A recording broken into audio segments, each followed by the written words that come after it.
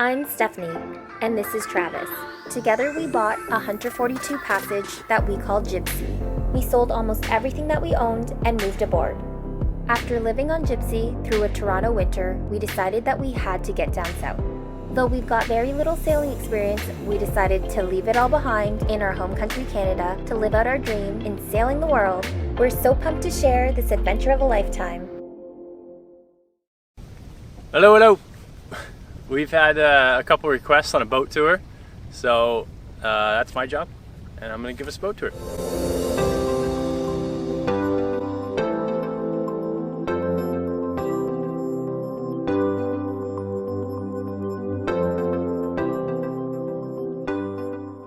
So let's start up here in the forward part of the boat. Here's our big anchor locker, where our windlass is hiding. It's a manual release, but it's automatic up when I have the switch on. We have 300 feet of chain, and we have on the very front of the boat over here we have our 20 kg Bruce anchor, and then currently being occupied we have a 25 kg Rockin anchor, which is our go-to anchor for everything. It's a champ. Can't say enough good things about the Rockin. Like literally it's grabbed everything that we've thrown it down to. So really glad the boat had that. You can see right here, there's a big gaping hole. And this is where some custom work came in. So this year, because we got a whole new mast and standing rigging, decided to customize the front part of the boat and bring the furler outside of the anchor locker, just in case it fouls or a line breaks, like we had to happen. And if that line broke and it was inside that locker, it would have sucked. So we ended up going with a Harken Mark IV Unit 2, which they're plastic, and I don't know. It seems to be nice. There's a lot of bearings. This is the more expensive version where there's a wider sleeve right here, so your turnbuckles can be inside the furler, not down here. They're the price of a shitty used car. I have no idea why. There's just some plastic and metal. It sucks. But what we did when we brought it out, we customized this chain plate and just raised it out of the locker. Since we customized our furler to be outside the drum, now we're just left with this big gaping hole, and it's kind of a big hole. So down the road, I want to glass this all in, glass this in, and I want to make it like a proper anchor locker, something that's a little more watertight, a little more blue water, I suppose. We don't have a lot of water come in, but anyways. Let's move aft. Next, this is our new Sparcraft mast and standing rigging. I don't know what the rigging is, something. And then here's our whisker pole. So I just undo the bottom. The car slides down the track. The whole thing slides out, and then I can assemble it. Here we have our new sail sack that I did myself. My very proud moment of sewing. Pretty excited on that part. Sold the whole thing.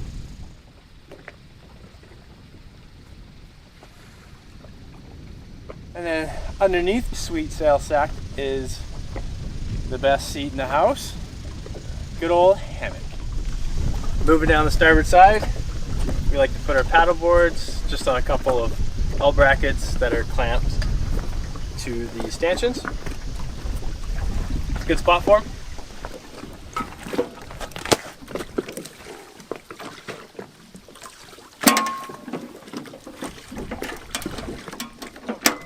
Very aft, starboard side, we have a nice deep locker that goes almost all the way down, which holds our propane tanks, life jackets, and snorkel gear.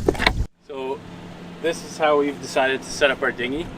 Instead of going the traditional big davit system off the back where the dinghy raises up like this, I wanted to have it a bit sleeker, and I wanted it to be able to swing up. You can buy a lot of this hardware stock. They're meant for powerboats because powerboats have like a bigger transom, but I'll show you how ours works. It's like that.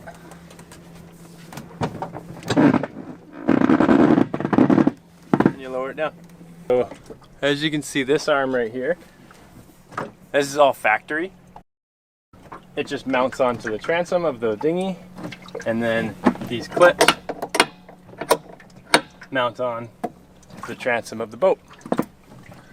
The front one, this arm, we had custom made so it can attach to one of the eyes in the inside of the dinghy. And then from there, once the boat's down, this is not for everybody. This is where you gotta use all the strength you can muster up. Pick up this thing.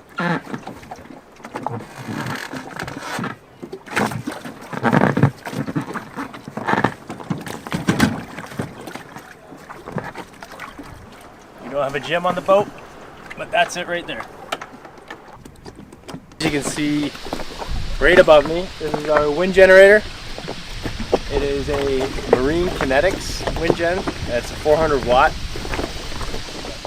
We got a ton of space on the back of the boat, and this is right above our aft cabin.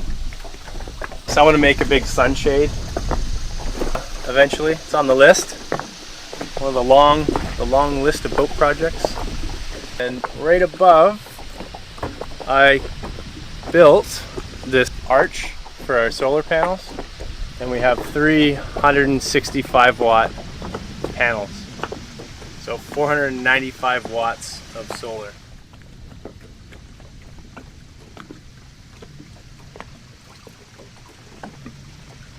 And the way I kind of built it, I wanted it to blend into the framework of the enclosure. So as you can see, I made the poles on the same diagonal. And then on the back here, I kind of made it sleek with the poles going back and then kind of down instead of doing straight angles, so they match. And then as we come back a bit more, this year we got a whole new enclosure made. Well worth it, because we physically couldn't even see out the windows of the old Dodger. Super huge bonus to be able to see out of your windows. And the material, we just ordered an extra 30 yards, and that's how I sewed the sail sack. Now let's jump into our center cockpit. That's how I jump in that side, but we have an opening on the starboard side to get into the cockpit. So because it's center cockpit, it doesn't have a lot of space around the cockpit. We put a foldable steering wheel in, so it's a lot easier to be able to walk around when we're not underway. And we have our trusty compass, and we have here all of our Raymarine electronics, wind, MFD, autopilot.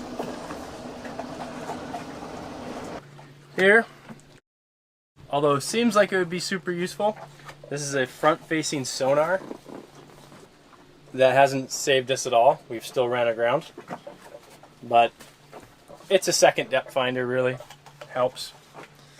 But yeah, it hasn't stopped us from running aground. We still ran aground because it tells you at it's accurate at 40 to 50 feet in front of you. It says, oh, there's shallow ground, but 40 to 50 feet in front of the boat, if you're gonna hit ground, there's not much you can do. It happens so fast you end up hitting it anyways.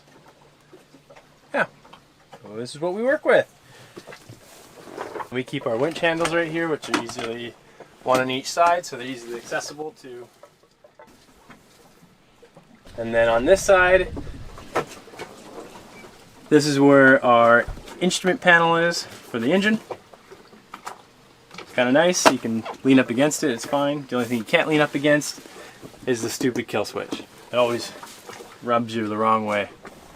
So over the winter time, we took this bad boy apart and put 10 layers of varnish. Well, we sanded it down first, and then we took 10 layers of varnish and we refinished the table and the cup holder. And then I remounted it onto some cooler brackets. So you just like that. She folds out of the way. We got all the space, and then we want to eat. We fold it up. But it also can fold out if we wanted a bigger table. This little puppy's been a good eatery because, as you will see inside, we do not have a table. Welcome down below! So on the port side, this is kind of our main, I guess, hangout space below deck. This is the main couch that we spend most of our time on. There's a lot of storage underneath the couch. This ottoman as well has storage in it, flips open. Now, there used to be a table, a fairly large table, when we first bought the boat. Obviously it's gone now. We've chosen to remove the table completely. We were always so used to eating our dinner kind of like on the couch with a small little coffee table when we were living in a condo. So really made no difference to us to have a table. We didn't need it. It took up just a lot of space, and now we have this big couch to lie on. The both of us fit on here, and we often fall asleep. It's pretty comfy. We fall asleep on this, like, I would say 6 out of 7 nights out of the week. So yeah, it's great. Now the other side, we have another little couch, which we love because depending on whichever way we're heeled when we're underway, we have the option of lying down on either the starboard side or the port side, which was a big plus because if we only had a couch on one side, then obviously depending on whichever way we're heeled, might not be able to lie down. So this was great to have one on each side. And then underneath the floor here, under the floorboards, there's also more storage. Storage under here. We have an AC unit down under here. Controllers here. We did use the air conditioning when we were living in the marina in Toronto during the summer, but still there. Haven't used it, but we have it.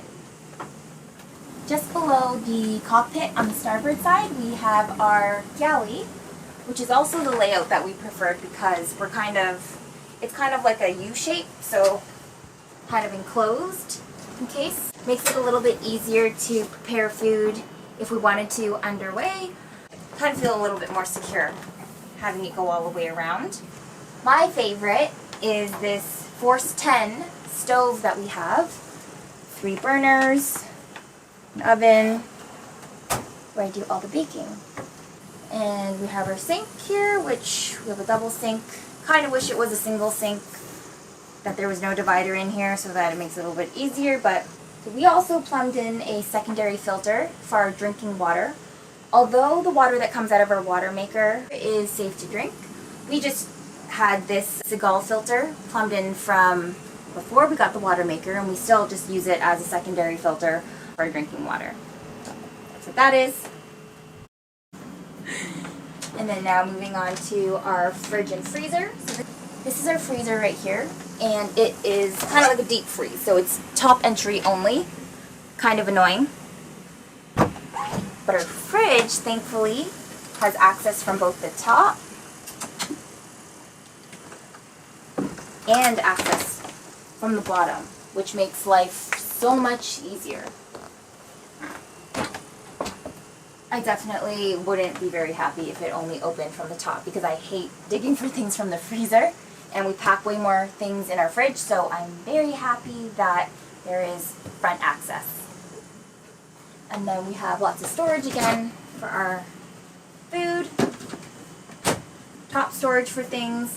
Surprisingly, these things do stay secure when we're underway, so pretty good.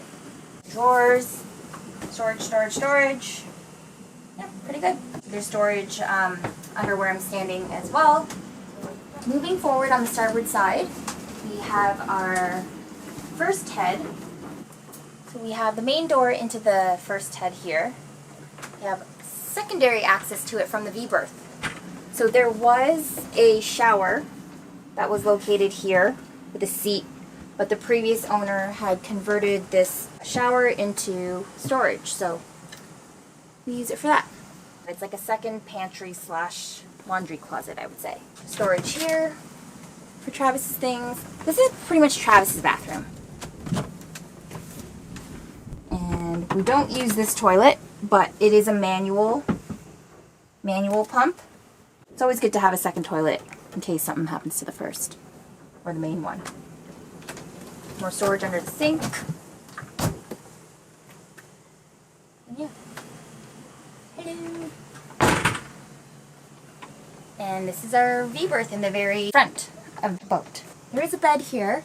We've had a couple of guests stay on it, but it's now been converted into storage pretty much for our bikes and bigger items, chairs, things like that. Travis also uses this as his closet, so there's a lot of storage for his clothing and stuff. Underneath the bed as well, there's more storage. Some pull-down drawers for more clothing. This one, oh, Slides up. that one slides like a regular drawer. On the port side of the V-berth is another little workstation if you need it. Some storage under here. If you wanted to sit here and do some stuff, you could. Storage area. Yeah. Storage under the seat that I'm sitting on. Storage under the seat on the starboard side as well. And there's storage here for clothes, like bigger jackets and stuff, which is pretty good because there's a hang bar in there. So we're able to fit our bigger like jackets and stuff, because obviously coming from Canada we had some jackets, and going down the ICW was still cold, so we didn't ditch them. This is a good storage for that. And behind the couch here on the port side, there's also a lot more storage, so we keep our DVDs and stuff back here. And the bar, which doesn't have too much alcohol in here, but little cubbies for bottles. And we have more storage over here where we keep a lot of snacks, and it's pretty much like another pantry for us. It's pretty high and it's pretty deep. There's even a little light inside. Yeah, it's a really good storage space for our food. Moving back, on the port side is our nav station. So there is a chair underneath here. It swings out, and you could sit here and do your charting and stuff. Storage underneath for all your big charts, maps, things like that. Opens right up. That we use none of. Yeah. Rewrapped this with some vinyl, I guess, made it look a little cleaner. This is our panel where we control everything on the boat. Our radio, our VHF, our SSB, all over here, and he rewrapped all of this too for a cleaner look. So, good on him. Next, we're going to show you the aft cabin. Now, when we got a center cockpit, aesthetically, I personally didn't really like the look of the center cockpit, and coming in from the center, it kind of made the boat look smaller in the saloon and going forward. But it's because we have this really big aft cabin, which I really love for liverboard purposes. It's just to have a full bedroom, which you'll see in a moment, is a huge plus. So, come on. Now, Travis actually can, well, maybe not through here, but you'll see he actually can clear through without having to bump his head or duck down. So, this is the queen bed here that we have in the aft cabin. And we have a couch here on the port side. Pretty cozy if you just want to chill here, with storage underneath, once again. And on the port side, there is another little desk area, or Travis calls it my beauty station. storage underneath. There's also a lot of light that surrounds the entire bedroom. 7 portholes all around. And Travis redid the back here. When we got the boat, there was a lot of like off-white stained like vinyl that was just peeling off and wrinkling, and it looked hideous. So we just got some vinyl tile and he installed them here, and it looks pretty good. It looks a lot better than it did. This little guy is one of the best purchases that we have made since moving into hotter climates. This little dehumidifier was like $40 on Amazon, and it takes out quite a bit of water, and we choose to place it in the bedroom so that when we're sleeping, it gets rid of all the humidity and we can have a comfortable sleep and our sheets stay dry. So it's worked like a charm. Walk all the way around this way. Yeah, it's nice to have like a full bed for sure. And then on the starboard side of the aft cabin, we have pretty much my closet. So hanging space here as well, pretty deep closet. Fit some hangers. Storage up here for things, and then more storage here. I have some shelving here for my clothes. Not too shabby. All my clothes fit. On the starboard side of the aft cabin, we have our main head bathroom. The toilet here is an automatic flush, which is nice. So this is the main one that we use. More storage here for toiletries. All across here. And then we have a full shower. This is actually pretty nice because I can get right in there. Travis as well. He's 6'1" and he's able to stand right here, take a shower. And there's actually a seat back here. If I wanted to have a bath, I could. And there's some storage space in the back for all our toiletries and stuff, or for like our body washing. And there's a little window here that leads up to the cockpit. Sometimes I'll chat with Travis. I'm taking a shower. He's up there. Yeah, or the other S word.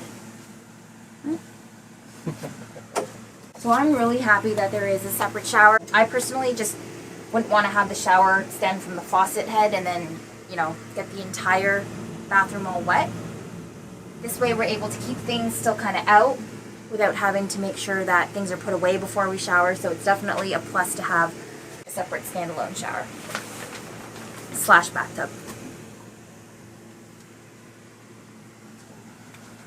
So to talk about some fun stuff on the boat, obviously you're going to do a ton of maintenance on a boat, and you want to be able to get to the belly of the beast, and that's what this boat's really awesome for. So I'll show you real quick. Stairs. Remove this. And now you have 2 access points to the motor here, and when we go to the aft bedroom, I can show you how to access the motor from the back as well. So you get 3 good points of access, and that's super important on a boat because you're going to do a lot of maintenance on a boat. That's how it is. We have in this boat 4JHTE Yanmar. It's a 55 horsepower turbo diesel. I don't know why they would put a turbo in a sailboat, but it is what it is. So this is one of the biggest projects I did when we bought the boat. All the batteries were in here and in the back of where I'll show you in a sec. So I wanted some storage for tools and a workspace. So I'll show you an old clip of what this looked like. Now it's nothing but my tool shop. So all my tools here. So in the aft bedroom, there's the other access port. This is where we have our inverter, starter battery, And this is where two of the other house bank batteries were. So I got rid of those as well. Have a lot more storage for your tools and grease, fiberglass stuff, all sorts of shit. And then these can all pull out, and then you can access the rest of the motor that way. When I relocated all the batteries, it gave me a chance to clean up all of the wires. So now I have them on a sheet, what each cable is. So, very helpful. It's a big project to do. It took me a few weeks. And I relocated all of the batteries underneath our bed. Very aft, kind of underneath the pillows. We were able to take away one of our air conditioning units, and we were able to put 4 D8 house bank batteries that weigh like 175 pounds each, and they fit perfectly there. And I was able to strap them down and everything. They're AGM batteries, so they're not going to leak. It's the only thing I would need to build is like a tub for them for, you know, the safety standards, but I think they're pretty good because they're not going to leak. They're sitting there nice and solid, and I have them strapped, so if the boat did get too heeled, they're not going anywhere. And under the forward part of the bed is where our fuel tank is. So, under our bed, our 80-gallon fuel tank is under our bed, and as well, this is where I installed our WATERMAKER.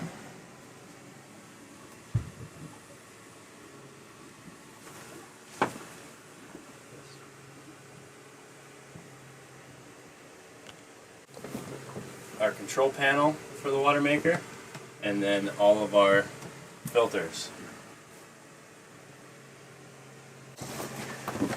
I put the high pressure pump inside here, where I installed our high pressure pump for the WATERMAKER. And I had to cut out right here to one of our starboard lockers. It was already sort of cut out, as you can see, so I just made it bigger and then put that in there. All in all, you get a lot of good access on the boat. Easy to get to everything you need to get to, really, because we've had a couple fuel line problems, and it's nice that I can pull this up. I can expose all the lines to the tank and clean them out quickly, and then keep the fuel flowing. This is really nice, and there's obviously more storage in there. That's boat tour.